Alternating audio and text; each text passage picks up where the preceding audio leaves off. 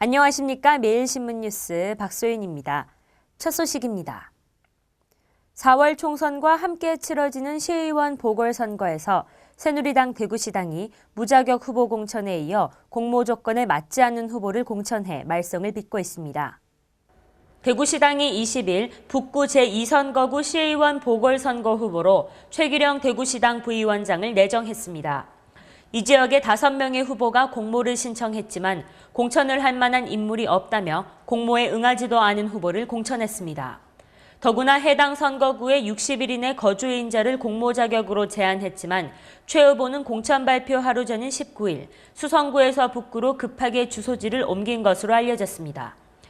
최 후보가 한 차례 탈당 전력이 있는 데다 시당위원을 맡고 있는 주성영 후보와 친분이 있는 것으로 밝혀지면서 탈락자들이 의혹을 제기하고 나섰습니다.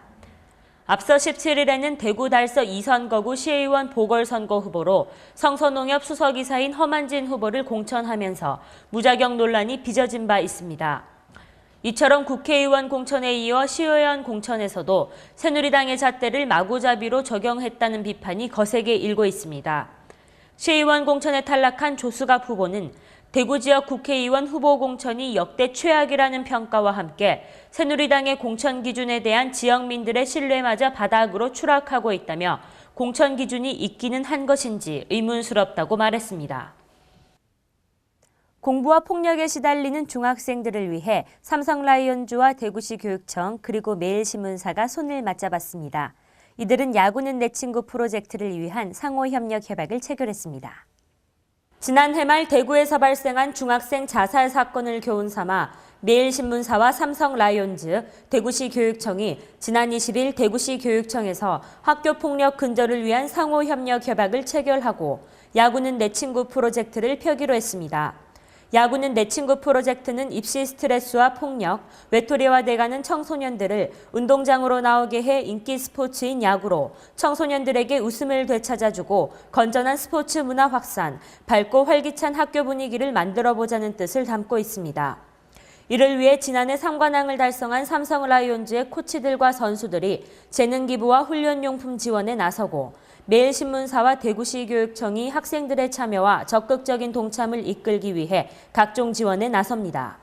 매주 토요일 야구교실 운영과 삼성 2군 선수들이 참여하는 학교 체육 시간을 활용한 야구 수업도 실시되며 삼성 라이온즈의 홈경기가 열리는 토요일에는 학생과 교사가 함께 야구장을 찾아 교사와 학생 간의 소통의 시간도 갖습니다.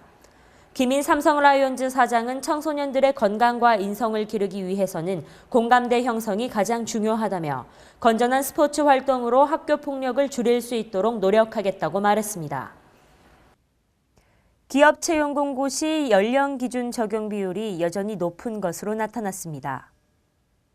국가인권위원회에 따르면 채용 공고에 연령 기준을 적용하는 사례가 2010년 7%대로 줄었지만 지난해 40%대로 증가했습니다. 나이 차별은 여성이 66.7%, 50대 이상은 85.7%, 고졸 이하 73.6%가 경험한 적이 있는 것으로 나타났고 실제 기업 채용 공고에서 연령 기준을 적용하는 비율이 높았습니다.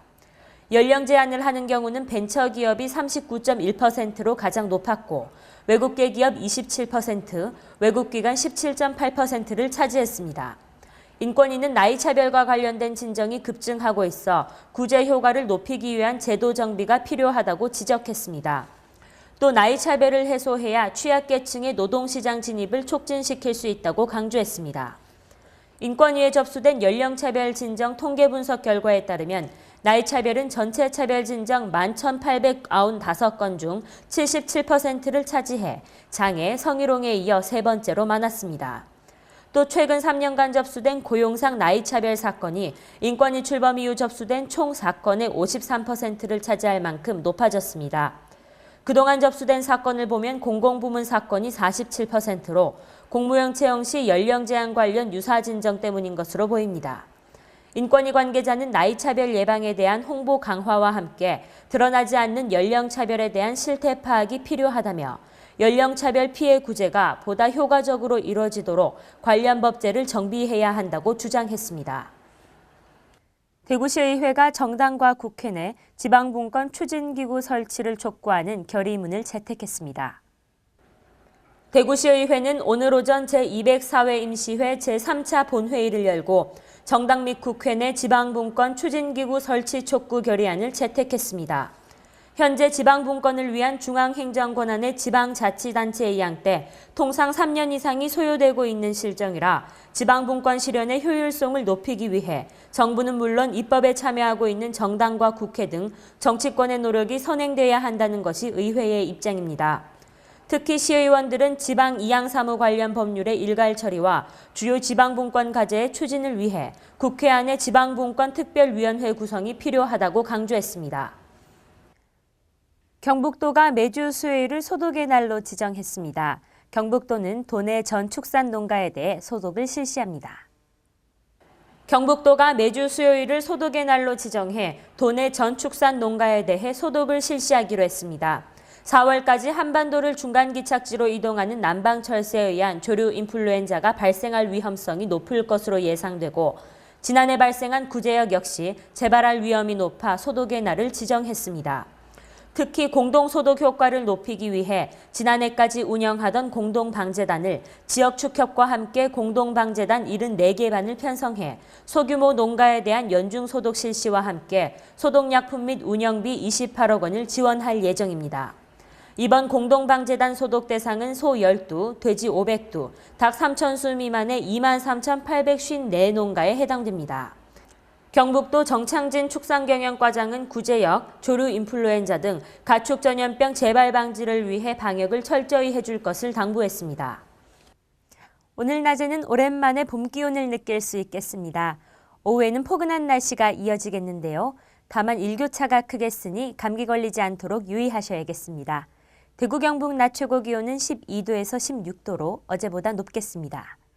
이상으로 3월 22일 매일신문 뉴스를 마치겠습니다. 시청해주신 여러분 감사합니다.